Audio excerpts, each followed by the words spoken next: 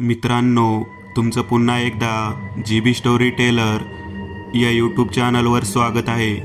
आजच्या आपल्या गोष्टीचं नाव आहे गुप्तधन भाग दुसरा. लेखक भूषण मुळे. पण गोष्ट सुरू करण्याआधी जर कोणी या कथेचा या अगोदरचा भाग पाहिला नसेल तर तो भाग पाहूनच हा भाग पाहण्यास सुरुवात करावी, ही विनंती. चला तर मग अजिबात वेळ न घालवता गोष्टीला सुरुवात करूया.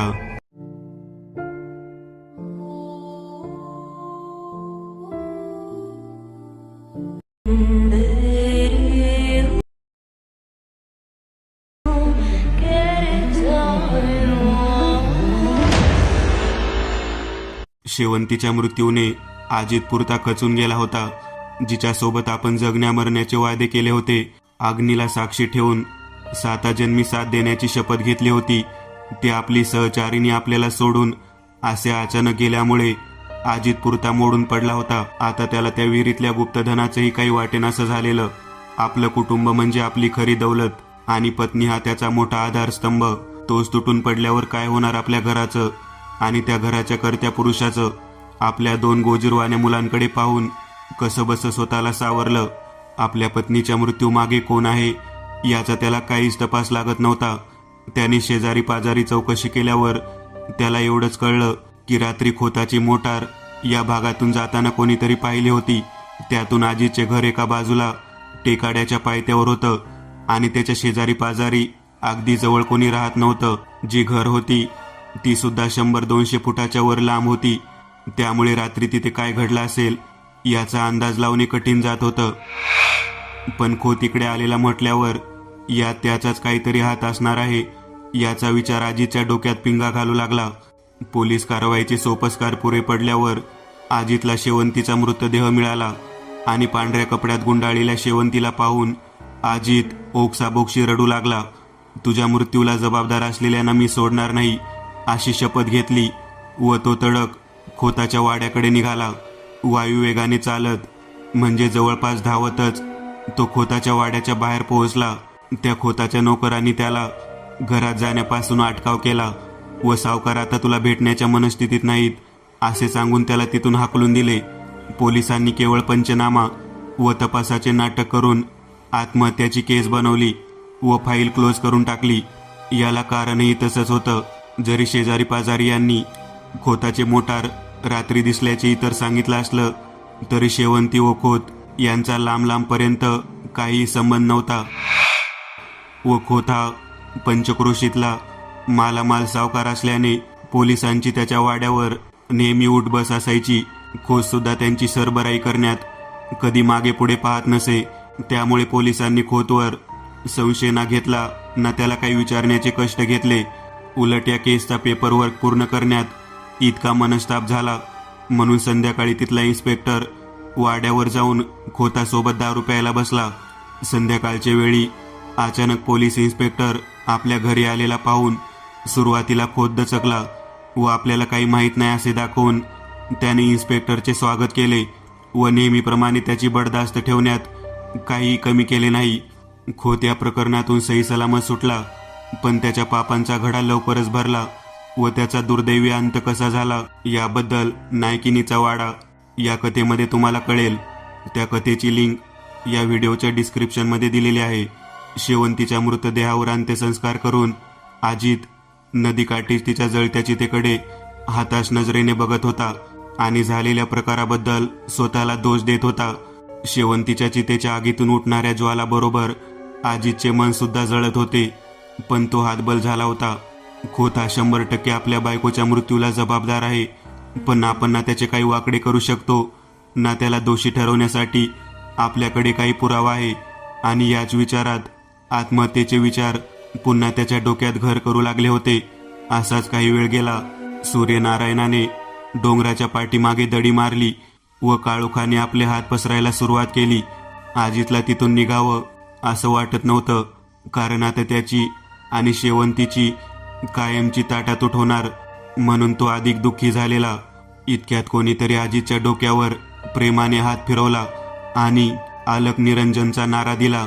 अजित चपापून वळला आणि पाहतो तो काय, भगवी कपनी धारण केलेले गळ्यात रुद्राक्षाच्या माळा, पायात लाकडी खडावा, एका हातात माळ व दुसऱ्या हातात कुबडी, डाव्या काखेत मोठी लोंबती झोळी, खांद्याखाली रुळणारे शुभ्र पांढरे केस आणि त्याच केसांसारखी छातीपर्यंत वळणारी रूपदार दाढी, असा वेश धारण केलेला एक प्रसन्न व्यक्तिमत्वाचा साधू पुरुष त्याच्याकडे पाहून स्मितहास्य करत होता. बाळा, जे तुझं आहे ते तुला मिळणार आणि जे तुझं नाही ते एकतर तुझ्याकडून निघून जाईल किंवा तू त्याच्यापासून दूर होशील. तुझी पत्नी तुला सोडून गेली, ती आता परत येणार नाही, पण तुझी लेकरं हीच तुझी संपत्ती आहे आणि त्यांना तुझ्याशिवाय कोणताही आधार नाही. तुला त्यांच्याकडे बघून जगायचं आहे आणि हीच तुझ्या बायकोच्या आत्म्याला खरी श्रद्धांजली राहील. अजित विचारात पडला. मी या साधूबाबांना ओळखत नाही, ना कधी यांना यापूर्वी या गावात पाहिलं आहे, पण तरी यांना सगळं कळलं कसं? अजितने आपले अश्रू पुसले व साधूबाबांच्या चरणावर डोकं ठेवलं आणि म्हणाला, स्वामीजी, माझं मन अस्थिर झालेलं आहे. काय करू मला समजत नाहीये आणि मला यातून मार्ग दाखवण्यासाठी कोणी समर्थ नाहीये. मला असं वाटतं की तुम्हीच कदाचित मला यातून बाहेर काढू शकता. स्वामीजी मोठ्याने गरजले. आलक निरंजन. आजीच्या डोक्यावर हात ठेवून साधू महाराजांनी ध्यान लावले. तोंडातल्या तोंडात काही मंत्र पुटपुटले आणि एकाएकी त्यांच्या प्रसन्न वदन चेहऱ्यावरचे भाव बदलू लागले. ते एकदम चिंताग्रस्त झाले आणि हळुवारपणे डोळे उघडत आजीतला म्हणाले, बालक, तुला मी मगाशीच म्हणालो होतो की जे तुझं आहे ते तुला मिळणार आणि जे तुझं नाही ते तुला सोडून जाणार किंवा तुझ्यापासून दूर होणार. कर्मफळ कोणालाही चुकत नाही. तू आजतागायत सरळ पुढे बघून चालणारा माणूस, कधी वाकडी वाट धरली नाही आणि तुला अचानक धनाचा मोह का यावा? मला खरं खरं सांग, तू वाममार्गाने पैसा मिळवायला सुरुवात केली आहेस का? हे ऐकताच अजित हादरला. त्याच्या डोक्यात लख्ख प्रकाश पडला व त्याने स्वामीजींच्या पायावर गडाबडा लोळायला सुरुवात केली. महाराज, माझं चुकलं. गरिबी आणि कर्जबाजारीपणाला कंटाळून मी जीव द्यायला निघालेलो. तेव्हा गावाबाहेरच्या विहिरीजवळ एका आढळीने मला आत्महत्या करण्यापासून परावृत्त केलं आणि मी कर्जाला कंटाळून आत्महत्या करत आहे म्हणल्यावर त्या विहिरीतच दडलेल्या सोन्या चांदीच्या नाण्यांचे भरलेल्या हंड्याचा मार्ग दाखवला. समोर इतका सारा धन दिसल्यावर कोणाची मती फिरणार नाही आणि त्यात मी तर नकशिंकात कर्जात बुडालेलो. रोज घरात भांडण, कटकटी, मला आयुष्य नकोसं झालेलं. मग मी त्या फुकटच्या पैशाचा स्वीकार केला आणि मला वाटलं माझ्या सगळ्या अडचणी सुटतील, पण त्याच्या पाय मी माझी खरी दौलत गमावून बसलो हो. स्वामीजी म्हणाले, अजूनही वेळ गेली नाही बाळा. त्या विहिरीतून तू जितकी सोन्या चांदीची नाणी तू घेतली ती सर्व तुला तिथं परत नेऊन ठेवावी लागेल या अमावस्यापूर्वी, आणि असे न केल्यास मीच काय, ईश्वर सुद्धा तुला वाचवू शकणार नाही. त्या विहिरीतला एक अनेक पैसा शापित आहे. ज्याने कोणी त्यातला एक पैसा जरी स्वतःच्या गरजेसाठी वापरला तो माणूस आयुष्यात कधी सुखी होऊ शकला नाही. अनेकांनी या गुप्तधनाच्या पायात आपले सर्वस्व गमावले. तुझी पत्नी वारली, ती जाण्यापूर्वी तुझ्या मुलीला सर्पदंश झाला. तेव्हाच तू सावध व्हायला पाहिजे होतं, पण तुला वाटलं पैशाच्या जोरावर तू सगळं काही ठीक करू शकशील. पण बाळा, हे गुप्तधन कधीच कोणाला पचत नाही. फार फार वर्षापूर्वी या गावाबाहेरच्या विहिरीला पाणी लागायचं बंद झालं. गावकऱ्यांनी त्या बाजूला येणं जाणं कमी केलं. तेव्हा काही चोरांनी तिथे आपलं तळं बनवलं. रात्री अपरात्री येऊन आपल्या लुटीचा माळ, ही चांडाळ चौकडी या विहिरीत लपून ठेवू लागली. विचार कर, या पैशाला व सोन्याला किती जणांची हाय लागली असेल. प्रसंगी यांनी चोऱ्या दरोडे घालताना लोकांचे जीव घ्यायला पुढं मागं पाहिलं नाही. त्या सर्व आत्म्यांची हाय सुद्धा या धनाला लागलेली आहे. मग हा पैसा जिथे जाईल तिथे बर्बादी होणार हे नक्की. आजीच्या डोक्यात लख्ख उजेड पडला. गुप्तधन मिळाल्याने या फुकटच्या कमाईवर तो चांगलाच खुश झाला होता, पण आता एकूण हिशोब लावता या व्यवहारात त्याने मिळवण्यापेक्षा गमावलं जास्त. त्या रात्रीपासून आतापर्यंतचा घटनाक्रम त्याच्या डोळ्यासमोरून एखाद्या चित्रपटासारखा सरकला. तो मोठ्या आशेने स्वामीजींकडे पाहू लागला.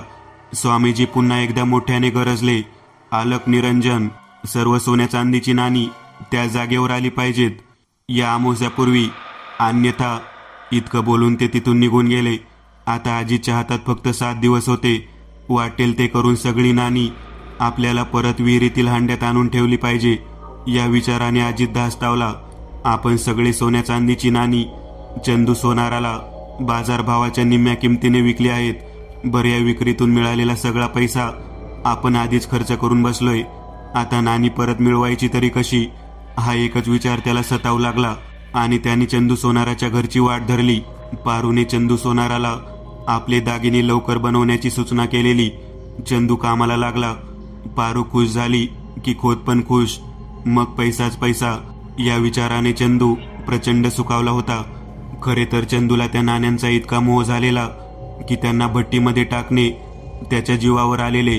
पण हे काम वेळेवर नाही झाले तर खोत आपल्याला फाडून खाईल आणि पारूची नाराजगी त्याला जीवघेणी वाटत होती. माझ्या प्रिय नाण्यांनो, मला माफ करा. मी तुम्हाला नाईलाजाने आगीच्या हवाली करतोय. इतके बोलून त्याने आपली भट्टी पेटवली. चांगला गोणी भरून कोळसा एकदम भट्टीत टाकून चांगला लाल फुलवला. भट्टी पेटली. चंदूने मुठभर नाणी घेऊन आगीत तापवण्यासाठी टाकली आणि इतक्यात भट्टीमध्ये मोठा भडका उडाला. त्या स्फोटाचा झटका एवढा तीव्र होता की चंदू त्याच्या आघाताने 2 फूट मागे फेकला गेला. त्याचा चेहरा पूर्ण भाजला. चंदूला असह्य त्रास होऊ लागला. चंदूचे डोळे भाजले आणि त्याला काही दिसेनासे झाले. चंदू मोठ्याने ओरडत इकडे तिकडे धावू लागला. पाणी पाणी इतकेच 2 शब्द त्याच्या तोंडातून निघाले. वेदना इतकी तीव्र होती की आपण कुठे जातोय हेच त्याला समजत नव्हते. धावत चंदू दरवाजाकडे गेला. तिथे 2 पायऱ्या होत्या. त्या त्याला दिसल्या नाहीत. पहिल्या पायरीवरून तो धापकन खाली पडला व मोठ्याने ओरडू लागला. चंदूची पत्नी बाहेर गेली होती व घरात कोणी नव्हते. चंदू कसा बसा उठला व ठेचा खात पुढे जाऊ लागला. त्याने आपले दोन्ही डोळे गमावले. तो भेलकांडत एका बाजूला आला व भिंतीच्या आधारे चालू लागला. ती भिंत होती त्याच्या दारातील विहिरीची. चंदू तिच्या आधाराने चालताना घसरला. तिथे शेवाळ जमलेले होते. त्याचा पाय घसरून तो खोल विहिरीत पडला. आधीच आगीने तोंड भाजलेले, काही दिसत नव्हते आणि नाकातोंडामध्ये पाणी जाऊ लागल्याने चंदू असहाय्य झाला. त्याने हातपाय मारले, पण आज त्या गुप्तधनाच्या शापाने चंदूला आपल्या बहुपाशात घट्ट पकडले होते. चंदूने नाणी आगीत टाकून त्यांना एक प्रकारे नष्ट करण्याचा प्रयत्न केला होता आणि पाप इतक्या सहज नष्ट होत नसते. अनंत अडचणी येतात त्याला नष्ट करायला. कोणी पुण्यात्मा हे काम करू शकतो, पण हा चंद्या म्हणजे निव्वळ संधी साधू, लंपट आणि धूर्त माणूस. खोताने सावकारी करून प्राप्त केलेले दागिने वितळून त्याच्या चिपा बनवून खोताला देणे हा चंदूचा खरा धंदा. त्याची पिढी विशेष चालायची नाही. फक्त खोताचे काम करून तो गब्बर झालेला. खोताच्या सोन्यात तो 10% पितळ घालून चिपा बनवून द्यायचा व आपले 10% सोने बाजूला काढून घ्यायचा. खोताने नाडलेल्या गोरगरिबांचे शाप त्याला अप्रत्यक्षपणे लागत होते. याच पापाची शिक्षा चंदूला आज मिळाली व तो विहिरीत बुडून मेला.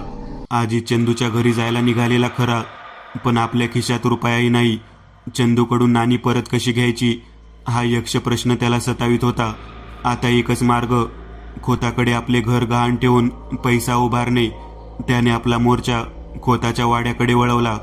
कालच्या प्रमाणे आज पण खोताच्या गड्यांनी त्याला अडवले, पण तो आपले घर गहाण टाकायला आलाय हे समजताच लोभी खोत धावत बाहेर आला व स्टॅम्प पेपरवर त्याचा अंगठा उठवून त्याला पैसे दिले. कर्जदाराच्या बोटाला लागलेली शाई हे काल सर्पाचे जहर होते. सावकारी व्याजाचा मीटर हा मुंबईच्या टॅक्सी मीटरच्या 10 पट वेगाने धावत असे. मग व्याजवर व्याज लावून काहीच महिन्यात खोत दुपटीपेक्षा जास्त पैशाची मागणी करायचा. कर्जदार पैसे द्यायला चुकला की खोत जप्ती नोटीस पाठवून सर्व काही जप्त करायचा. मग आपल्याच घरात राहू देण्यासाठी त्या माणसाला खोताचा वेठबिगार म्हणून राहावे लागायचे. अशा तऱ्हेने खूप सारे लोक खोताच्या कर्जाच्या दुष्टचक्रात अडकले होते. खोतांची इस्टेट लोकांना लुटूनच इतकी आवाढव्य झाली होती. आता आजीचा नंबर लागला. आजी ते पैसे घेऊन चंदूच्या घरी आला. दरवाजा सताड उघडा. भट्टीतील स्फोटाने घरात दुर्दशा झालेली. चंदूचा कुठेच पत्ता नाही आणि सोन्या चांदीची नाणी जमिनीवर पडलेली. आजीत घाबरला. काहीतरी आगटीत घडले या विचाराने शहारला. पण त्याला स्वामीजींचे वाक्य आठवले, या अमावस्येपूर्वी सर्वच्या सर्व नाणी हंड्यात परत गेली पाहिजेत. पुढचा मागचा विचार न करता तो नाणी वेचू लागला. एकानेक नाणी त्याने गोळा करून आपल्या पिशवीत भरले. ही नाणी विहिरीतील हंड्यात ठेवून मग परत येऊन चंदूला पैसे देऊ या विचाराने अजित घराबाहेर पडला. एका हातात पैसे व दुसऱ्या हातात नाण्याने भरलेली पिशवी. अजित बाहेर आला. तो समोर चंदूची बायको सीता आली. अजित घाबरलेला होता. सीताला नमस्कार करून अजित तिथून निघाला. सीतालाही सगळे अजब वाटले. ती घरात आत आली. सगळे घर अस्ताव्यस्त पडलेले. भट्टीमध्ये मोठा भडका झाल्याचे दिसत होते आणि चंदूचा कुठेच पत्ता नव्हता. ती इकडे तिकडे चंदूला शोधू लागली. त्याच्या नावाने हाका मारू लागली. बाहेर येताच तिला चंदूची एक चप्पल पडलेली दिसली, तर दुसरी विहिरीजवळ. हे सर्व काही ठीक नाही असे तिला वाटू लागले. तिने खोताला फोन लावला. सर्व काही परिस्थिती समजावली. अजित आताच पैसे घेऊन कुठेतरी गेल्याचे तिला सांगितले. तिच्या डोक्यात नाना विचार सुरू झाले. अजितने तर माझ्या पतीला इजा केली नसेल ना, हा प्रश्न तिला सतावू लागला. खोत्याची मोटार घेऊन तेथे दाखल झाला. चंदू हा त्याच्या गुन्ह्याचा 50% पार्टनर असल्याने खोत धास्तावला. घरात जाऊन त्याने प्रथम नाण्याचा शोध घेतला. ती तिजोरीत नसल्याने अजितने ती चोरली असे खोताला वाटू लागले. तो चिडला व सीताची एकूण स्टोरी ऐकून त्याने तिचे कान भरायला सुरुवात केली. अजितने चंदूला काहीतरी इजा केली असेल असे तिला समजावू लागला. खोताने तडक पोलीस स्टेशनला फोन लावून इन्स्पेक्टरला अजितचा पाठलाग करण्यास सांगितले व सीताला आपल्या मोटारीत बसवून अजितच्या दिशेने गेलेला. अजित ज्या दिशेने गेलेला तिकडे निघाला. इकडे अजित गावाबाहेरच्या विहिरीकडे धावत निघाला. त्याला फक्त आणि फक्त विहीर दिसत होती. अजित दक्षिणेकडे गेला असल्याचे सीताने सांगितले. मग खोताने गाडी गावाच्या वेशीकडे नेली. अजित सर्व माल घेऊन गाव सोडून जातोय असा खोताचा समज झाला. तो वेगाने गाडी चालवत होता. वाटेत एक दोघांना अडवून खोताने अजित कुठे दिसला का असे विचारले, तर एकाने तो पडक्या विहिरीकडे जाताना दिसल्याचे सांगितले. अंधार पडू लागला होता. खोताची पाचावर धारण बसली होती. त्याने सीताला समजावले, इतक्या रात्री तिकडे जाणे धोकादायक आहे, आपण परत फिरूया. सीताला चंदूची चिंता सतावत होती. तिने परत जाण्यास नकार दिला. खोत घाबरला. एखाद्या भूताने आपल्याला धरले तर काय याच विचारात खोत बुडलेला असताना इन्स्पेक्टर तिथे आला. त्याला पण अजित पडक्या विहिरीकडे जाताना दिसल्याचे एकाने सांगितले होते. त्याने खोत व सीताला घरी जाण्यास सांगितले व मी अजितचा पाठलाग करतो असे म्हणून तो आपली जीप घेऊन निघून गेला. अजित धावत धावत विहिरीकडे निघालेला आणि त्याचा माग काढत निघालेला इन्स्पेक्टर कदम. आपण अजितला मुद्देमालासह पकडले तर आपल्याला शासनाकडून जो पुरस्कार मिळेल तो मिळेल, पण खोताकडून शाबासकी व काहीतरी विशेष भेट मिळण्याची आशा त्याच्या मनात होती. कारण खोताच्या सांगण्यानुसार चंदूच्या घरातून अजितने जवळपास किलोभर सोन्याची नाणी लांबवली होती. रात्रीचा अंधार गडद होत चाललेला. अजित धावत पळत ठेच काढत कसाबसा विहिरीकडे जाण्याचा प्रयत्न करत होता. पण इतक्या दिवसाच्या शारीरिक, मानसिक व आर्थिक आघातामुळे तो मोडून पडला होता. एरवी दगड फोडताना अजितच्या अंगावर 12 रेड्याचे बळ यायचे, पण आज हे काही किलोमीटरचे अंतर त्याला त्याच्या शक्तीबाहेरचे वाटत होते. अंधार गडद झाल्यामुळे काही नीट दिसत नव्हते आणि त्यातच अजित एका दगडाला ठेच काढून पडला. त्याच्या हातातील पिशवी पडली. सोन्याची नाणी इतस्त पसरली. अजित अजून हैराण झाला, कारण त्याला लवकरात लवकर सर्व नाणी विहिरीतल्या हांड्यात ठेवून शापमुक्त व्हायचे होते. पण नियतीच्या मनात काहीतरी वेगळं चाललं होतं. गुप्तधन मिळाल्यापासून अजितच्या मागच्या समस्या काय कमी व्हायचं नाव घेत नव्हत्या. पार अगदी स्वतःचं घर गिरवी ठेवण्याची वेळ त्याच्यावर आली. त्याच्या बायकोवर त्याचे जीवापाड प्रेम होते, तीही मेली. एक घराचा आधार होता, तेही गिरवी पडल्याने आता पुढे काय हाही प्रश्न त्याला सतावत होता. पण आधी या शापातून मुक्त हो आणि मग हळूहळू सगळं ठीक होईल अशी त्याला आशा होती. तो सांडलेली नाणी गोळा करू लागला. इतक्यात मोठ्याने वावटळ आली आणि जंगलातील कचरा व धूळ मोठ्याने उडू लागली. त्या वावटळीचा फटका इतका जोरदार होता की अजित आपल्या जागेवरून 5-10 फूट मागे फेकला गेला. कसाबसा स्वतःला सावरत डोळे चोळत अजित पुढे सरकू लागला. त्याला वाटत होतं की कोणीतरी अज्ञात शक्ती पूर्ण जोर लावून त्याला मागे ढकलत आहे. पण अजित इरेला पेटला होता. साधू महाराजांचे शब्द त्याच्या डोक्यात बसले होते, या अमावस्यापूर्वी सारी नाणी विहिरीत परत नाही गेली तर तुला कोणीही वाचू शकत नाही. अजित तसाच डोळे चोळत स्वामीजींचे नाव घेत पुढे जाऊ लागला आणि 4 पांढऱ्या धुरकट माणसासारख्या दिसणाऱ्या आकृत्या त्याच्या भोवती फेर धरून नाचायला लागल्या. त्यांनी एकमेकांच्या हातात हात गुंतलेले होते आणि ते अजित भोवती गोल गोल फिरत होते. त्यांच्या गोल फिरण्यामुळे रात्रीच्या वेळी अशी मोठी वावटळ उठली होती. त्या चौघांपैकी एक आकृती थोडी उंचीने मोठी होती आणि तिचा चेहरा बराच भेसूर व विचित्र दिसत होता. जणू एखाद्या फुटक्या कवटीसारखा त्या आकृतीने सर्वांना थांबण्याचा आदेश दिला आणि त्या 4 आकृत्या म्हणजेच विहिरीत सोनं लपवणाऱ्या चोरांचे आत्मे तिथेच थांबले. ती मोठी आकृती म्हणजे त्या चोरांच्या म्होरक्याचा आत्मा होता. त्याने आपल्या भेसूर आवाजात अजितला खडसावले. तू आमच्या या शापित सोन्याला हात लावण्याचा गुन्हा केला आहेस. आता जोपर्यंत तू प्रत्येक नाणी इथे परत आणून ठेवत नाहीस तोपर्यंत तुझी सुटका नाही आणि आम्ही तुला ती सहजासहजी ठेवू देणार नाही. तू किती जरी प्रयत्न केलास तरी तू यशस्वी नाही होणार. हे लिहून ठेव. तू एकटा आहेस. आम्ही 4 आहोत आणि 4 असलो तरी आम्ही प्रेतात्मा आहोत. आमच्या आणि तुझ्या शक्तीची काहीच बरोबरी नाही. तू हार मान्य कर आणि आम्हाला शरण ये. आम्ही तुला आमच्या सामावून घेऊ आणि तुला या गावाचा राजा बनवू. आमच्याकडे याहीपेक्षा मोठे मोठे खजिने आहेत जे कोणालाच माहीत नाहीत आणि ते सर्व तुझ्या मालकीचे होतील. बघ विचार करून. इतक्या स्वामीजी तिथे प्रकट झाले. आलक निरंजन असा नारा त्यांनी दिला व अजितला या प्रेतांच्या नादी न लागता सर्व नाणी गोळा करून ती लवकरात लवकर विहिरीत ठेवण्याचा आदेश दिला. स्वामीजी की जय हो. आलक निरंजन म्हणून अजित पुढे निघाला. तो एका भूताने त्याला पुन्हा मागे ढकलले व सर्व भूत मोठ्याने हसू लागली. अजित मागे पडत होता, उठत होता, परंतु त्याने आपला निर्धार सोडला नव्हता. तो उठून 2 पावले चालला की लगेच ही चांडाळ चौकडी त्याला मागे ढकलून द्यायची. हा खेळ बराच वेळ चालला. मग स्वामीजींनी आपल्या झोळीतून रामेश्वरहून आणलेली पवित्र विभूती त्या चौघा भूतांच्या दिशेने फुंकली व मोठ्याने मंत्रजागर सुरू केला. त्या विभूतीच्या प्रभावाने सर्व प्रेतात्मा निष्प्रभ झाले व इतरत्र पळून गेले. रात्रीची वेळ होती. काहीही नीट दिसत नव्हते. अजित चाच पडत पुढे गेला व नाणी गोळा करायला सुरुवात केली. नक्की नाणी किती होती ही त्याने मोजलेली नव्हती, पण त्या परिसरात हात फिरवून व झाडाझुडपात पाय मारून सुद्धा त्याने आपली खात्री करून घेतली की एकही नाणी इकडे तिकडे राहिलेली नाही. स्वामीजींच्या कृपेने आता तरी त्या भूतांना पळवून लावण्यात अजित यशस्वी झाला होता.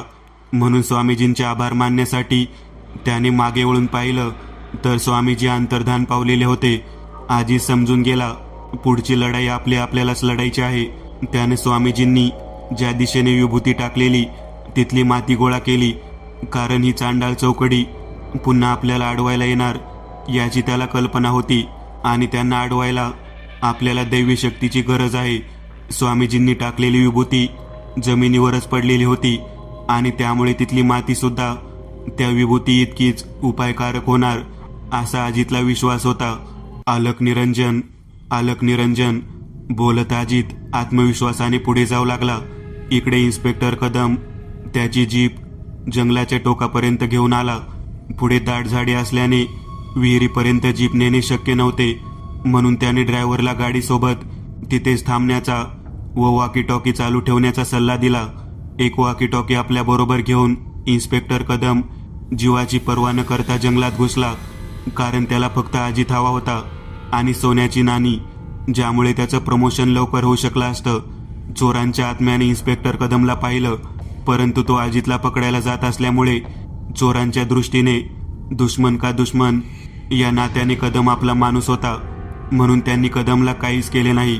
उलट अजित ज्या दिशेने गेला तिथे दगड पाडून किंवा झाडाच्या फांद्या हलवून तिथे कोणीतरी आहे याची जाणीव इन्स्पेक्टर कदमला करून दिली. कदम हा निर्भय अधिकारी होता. तो वेगाने जंगलाची वाट तोडू लागला. तिकडे अजितने जीपचा आवाज ऐकला होता, म्हणजे कोणीतरी या बाजूला आले याचा त्याला कानोसा लागला व तो पुढे जायचं सोडून एका झुडपात लपायला निघाला. तो त्या झुडपात शिरणार इतक्यात एक अत्यंत रूपवान स्त्री त्याच्या समोर आली व त्याला म्हणाली, हे तरुण माणसा, इतक्या रात्री या निबिड अरण्यात तू काय करतोयस? तू यावेळी इथे आला म्हणजे तू नक्की कोणीतरी धाडसी वीर असला पाहिजे. तुझी शरीरयष्टी पण मजबूत दिसते. गेली कित्येक वर्षे मी या जंगलात तुझ्यासारख्याच तरुण व धडधाकट माणसाची वाट बघत होते. तू इथे का आलास मला माहीत नाही, पण बहुतेक मी तुझी इतके वर्ष वाट पाहत होते. माझा होशील का? जर तू माझा झालास तर या जंगलावर आपलेच राज्य असेल. तिने अजितच्या डोळ्यात डोळे घालून पाहिले व त्याला वश केले. अजित तिच्या सौंदर्यावर इतका मोहित झाला की त्याला क्षणभर आपल्या खऱ्या कार्याचा विसर पडला आणि त्याने आपला हात तिच्या हातात दिला. अजितने तिला स्पर्श करताच तिला 440 व्होल्टचा विजेचा झटका बसावा इतक्या जोरात ती ओरडली व त्याचा हात सोडून मटकन खाली बसली. अजितचे हात विभूती सांडलेल्या मातीने माखलेले होते आणि सुंदर स्त्री बनून आलेली दुसरी तिसरी कोणी नव्हती तर म्हातारी चेटकीन होती. तिला अजितच्या हातातील विभूतीचा स्पर्श होताच ती आपल्या रूपात आली, कारण तिची माया नष्ट झाली होती. विभूतीच्या स्पर्शाने म्हाताऱ्या चेटकिनीला पाहताच अजित खाडकन भानावर आला व अलक निरंजनचा नारा देत दुसरीकडे पळू लागला. म्हातारी त्याचा पाठलाग करू लागली आणि अजित झुडपात लपायला निघालेला तो पुन्हा पायवाटेवरून पळत सुटला. म्हातारी आपल्याला विहिरीकडे जाऊ देत नाहीये म्हणून तिला गुंगारा देण्यासाठी अजित वाकडा तिकडा पळत होता. त्यांच्या या पळापळीचा कानोसा इन्स्पेक्टर कदमला लागला आणि तो या आवाजाचा माग काढत त्यांच्या दिशेने पुढे येऊ लागला. चामड्याचे मजबूत बूट घातलेला कदम जंगलात पळत असताना रात्रीच्या शांततेत घोड्यांच्या टापासारखा त्याच्या बुटांचा आवाज येत होता. आजीच्या लक्षात आलं की आता एकीकडे म्हातारी, दुसरीकडे ती 4 भूते आणि अजून कोणीतरी या जंगलात आपला पाठलाग करतोय. अजितचं डोकं चालेनासं झालं. शेवटी अजितने पळता पळता एका बाजूला वळलेल्या गवताचा भारा पडलेला पाहिला व त्याने चटकन त्यात उडी मारली व स्वतःच्या अंगावर लपेटून तो लपून बसला. आता तो इन्स्पेक्टर कदमपासून काहीसा सुरक्षित होता, कारण रात्रीच्या अंधारात गवताच्या भाऱ्यामध्ये लपलेल्या अजितला शोधणे त्याला एवढं सोपं नव्हतं. ती रात्र अजितनं तशीच गवताखाली लपून काढली. इन्स्पेक्टर कदम रात्रभर जंगलात शोध घेऊन थकला व अजित आता आपल्याला सापडत नाही म्हणून सूर्य उजळताच जंगलातून बाहेर जाऊ लागला. निम्म्या वाटेत एका ठिकाणी त्याला काहीतरी चमकताना दिसले म्हणून त्याने आपला मोर्चा रस्ता सोडून त्या चमकणाऱ्या वस्तूकडे आडवाटेला वळवला. जाऊन पाहतो तो काय, एक सोन्याची मोहर तिथे पडलेली होती. ती पाहून इन्स्पेक्टर कदमचा संशय पक्का झाला की अजित तिथे आला होता आणि तो बहुधा जंगलातच लपला असावा. जंगलातून बाहेर पडण्याच्या रस्त्यावर कॉन्स्टेबल शिंदे जीप घेऊन उभा होता आणि रात्रभर त्याने स्वतः जंगलाचा कोपरा न कोपरा पालथा घातला होता. म्हणजेच अजित जंगलात कुठेतरी लपून बसलाय आणि त्याला शोधण्यासाठी आपल्याला अधिक माणसांची व कुत्र्याच्या मदतीची गरज पडेल हे त्याच्या लक्षात आले. इन्स्पेक्टर कदम सोन्याचे नाणे घेऊन तडक जंगलाबाहेर आला व वॉकीटॉकीवरून त्याने पोलीस स्टेशनला संपर्क केला व अधिक पोलीस जवानांची कुमक जंगलाकडे पाठवण्याची विनंती केली. सर्वसाधारणपणे तिथे पोलीस स्टेशनमधून माणसं पोचायला अर्धा ते 1 तास लागणार होता. कदमने सिगारेट शिलगावली व जीपमध्ये बसून इतर जवानांची येण्याची वाट बघू लागला. रात्रभर कदमच्या पावलांचा आवाज जंगलात घुमत होता, पण सकाळ होताच तो बहुधा निघून गेला असा अजितने अंदाज केला. म्हणून अजित आपल्या जागेवरून उठला व कानोसा घेत विहिरीच्या दिशेने जाऊ लागला. रात्री त्या भूतांच्या व चेटकिनीच्या गोंधळात अजित विहिरीपासून उलट्या दिशेने बराच लांब आला होता. आता त्याला तो रस्ताही नीट सापडत नव्हता. तो कितीतरी वेळा त्याच ठिकाणी गोल गोल फिरून परत येत होता. दुपार झाली, प्यायला पाणी नाही, पोटात अन्न नाही. अजित वेड्यासारखा गोल गोल फिरत होता. सूर्य डोक्यावर आला व पश्चिमेकडे झुकू लागला, पण अजितला रस्ता सापडेना. उन्हाच्या तडाख्याने व तहानेने अजित कासावी झाला आणि भोवळ येऊन खाली पडला. अजित किती वेळ तिथे बेशुद्ध पडून होता त्यालाच माहीत नाही, पण कुठून तरी जोरजोरात कुत्र्यांच्या भुंकण्याचा आवाज येऊ लागला. त्या आवाजाने अजित जागा झाला. अरे बापरे, पोलीस आता आपल्याला शोधण्यासाठी मदतीला कुत्री घेऊन आले आहेत, म्हणजे आपण जास्त वेळ लपू शकत नाही. अजितने पुन्हा स्वामींचे स्मरण केले व त्यांची विभूती सांडलेली माती आपल्या मुठीत धरून फुंकली. वारा शांत होता आणि ती विभूती दक्षिणेच्या दिशेने उडत जाऊन पडली. अजितला मार्ग सापडला. तो दक्षिणेकडे जायला निघाला. आता तो पुन्हा नव्या जोमाने पळत होता, कारण एकदा ती सगळी नाणी विहिरीत टाकली की तो सगळ्यातून कायमचा मुक्त होणार होता. अजित वेगाने निघाला. पोलीस जवान कदमच्या मदतीला पोहोचले. त्यांनी चंदू सोनाराचे प्रेत विहिरीत तरंगत असल्याची बातमी इन्स्पेक्टर कदमला दिली. इन्स्पेक्टर कदम चिडला व त्याने असा कयास बांधला की अजितने सोन्याच्या हव्यासापोटी चंदूचा खून केला व ते सगळे सोने लपवायला तो जंगलात आला आहे. कदमने आपले जवान व प्रशिक्षित कुत्री जंगलात सोडले. पोलीस दलातील प्रशिक्षित कुत्री त्याच्या वासाचा माग काढत त्याच्या दिशेने येत होती, पण अजित सुद्धा पूर्ण जोर लावून पळत होता. तो कसा बसा विहिरीजवळ पोहोचला. इतक्यात विहिरीच्या दुसऱ्या बाजूने इन्स्पेक्टर कदम आपल्या कुत्र्यासह बहुधा त्याचीच वाट बघत होता. अजितला काही समजेना. आता समर्पण करावे तरी जेलमध्ये जायचं आहे आणि इन्स्पेक्टर कदम आपलं काय ऐकून घेणार नाही हे त्याला माहीत होतं. त्याच्या हातात इतकी सारी सोन्याची नाणी कुठून आली या प्रश्नाचे कोणतेही समाधानकारक उत्तर अजितकडे नव्हते. अजितने पुढचा मागचा विचार न करता विहिरीत उडी मारली. वरून इन्स्पेक्टर कदम ओरडला, अरे तुला काय वाटलं विहिरीत उडी मारली म्हणून मी काय तुझा पाठलाग सोडणार आहे का? इन्स्पेक्टर कदम म्हणतात मला, तुला काय करायचे ते कर, पळायचे तेवढे पळ, मी तुझा पाठलाग सोडणार नाही. अजित धाडकन विहिरीतल्या दगडांवर आपटला. त्याचा पाय मोडला व त्याला चांगलाच मार लागला. पण तरीही अजित कसा बसा उठत त्या गोल गरगरीत दगडाकडे गेला व त्याला बाजूला करून त्याने आपल्या पिशवीतील सोन्याची नाणी त्या हंड्यामध्ये ठेवली. स्वामीजींनी त्याला सांगितलं होतं, सगळी नाणी हंड्यात गेल्याशिवाय तुझी शापातून मुक्ती नाही. त्याने सगळी नाणी हंड्यात ठेवली, पण तरीही त्याला आपण शापमुक्त झालो असे वाटेना. उलट पोलिसांचे जवान दोऱ्या बांधून विहिरीत उतरले व त्यांनी अजितला पकडून वर आणले. अजितने सोन्याची सर्व नाणी विहिरीत ठेवण्यासाठी आटोकाट प्रयत्न केले, परंतु त्या 4 चोरांच्या भूताशी लढताना अजितची नाणी सांडली आणि एक नाणे दुसरीकडे जाऊन पडले, तेच जे इन्स्पेक्टर कदमला सापडले होते. इन्स्पेक्टर कदमने अजितच्या कानाखाली मारली व त्याला सोन्याची नाणी दाखवून म्हणाला, सोन्यासाठी तू चंदू सोनाराचा खून केलास ना, आता तुला मी सहज सोडणार नाही. इन्स्पेक्टर कदमने अजितला चंदू सोनार यांच्या खुनाच्या गुन्ह्याखाली अटक केली व कोर्टाने अजितला खून, चोरी व पुरावा नष्ट करण्याचा प्रयत्न या सर्वासाठी फाशीची शिक्षा सुनावली. अजितला फाशी देण्यासाठी 15 दिवसानंतरची तारीख नक्की करण्यात आली. अजित फाशीच्या आदल्या दिवशी आपल्या कोठडीत बसून सगळ्या घटनांचा विचार करत होता. आपण सगळे सोने विहिरीत नेऊन ठेवले तरी सुद्धा आपल्याला शापातून मुक्ती का मिळाली नाही याचा तो विचार करत होता. या प्रश्नाचे त्याला उत्तर मुळीच मिळाले नाही आणि हा विचार करता करताच त्याला फासावर चढवले गेले. अजितला फासावर लटकवले आणि काहीच वेळात त्याचा वेदनादायक मृत्यू झाला. मृत्यूनंतर अजितचा आत्मा बाहेर आला. तो थेट जंगलातील विहिरीच्या दिशेने निघाला. मध्यरात्रीची वेळ होती. एका क्षणात अजितचा आत्मा त्या विहिरीजवळ पोहोचला व तेथे जाऊन विचार करू लागला की मला का मुक्ती मिळाली नाही, अगर शापातून सुटका मिळाली नाही, उलट खोट्या गुन्ह्यात अडकून फाशीची शिक्षा मात्र मिळाली. अजित असा विचार करत असतानाच ती म्हातारी चेटकीन तिथे आली व मोठमोठ्याने हसू लागली.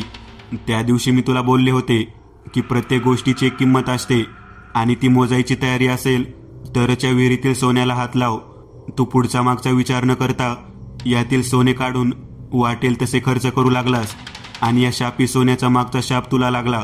मी गेले अनेक वर्षे या सोन्याची रखवाली करतीये, कारण त्या 4 चोरांना पकडण्यासाठी मी पोलिसांची मदत केली होती. त्यासाठी सरकारने मला या चोरांनी विहिरीत लपवलेल्या सोन्याचा 10% वाटा बक्षीस म्हणून दिला होता आणि त्या सोन्यामागचे शाप मला लागले. ते सोनं मी वापरू तर शकले नाही, पण माझा अपघाती मृत्यू झाला व माझा आत्मा इथे येऊन त्या सोन्याची रखवाली करू लागला. जोपर्यंत दुसरा कोणा व्यक्तीचा आत्मा याची रखवाली करायला येत नाही तोपर्यंत मला इथली रखवाली करायची होती. आता तू आला आहेस. जोपर्यंत दुसरा कोणी या धनाला हात लावत नाही व हात लावणाऱ्याचा मृत्यू होत नाही तोपर्यंत तुलाच या धनाची रखवाली करावी लागेल. तुझ्या आत्म्याला तोपर्यंत सुटका मिळणार नाही. म्हातारी मोठमोठ्याने हसू लागली व तिचा आत्मा हळूहळू हवेत विरून गेला. आता अजित बनला होता त्या गुप्तधनाचा राखणदार. मी एक नवीन चॅनल ओपन करत आहे, त्यावर तुम्हाला ॲनिमेटेड हॉरर स्टोरीज पाहायला मिळतील. त्या चॅनलची लिंक या व्हिडिओच्या डिस्क्रिप्शनमध्ये दिलेली आहे. चॅनलला सबस्क्राईब करायला विसरू नका. मित्रांनो, आज पुरतं एवढंच. तुम्हाला जर काही गोष्ट आवडली असेल तर नक्की लाईक करा तुमच्यापैकी बरेचसे जण व्हिडिओ लाईक न करताच पळून जातात.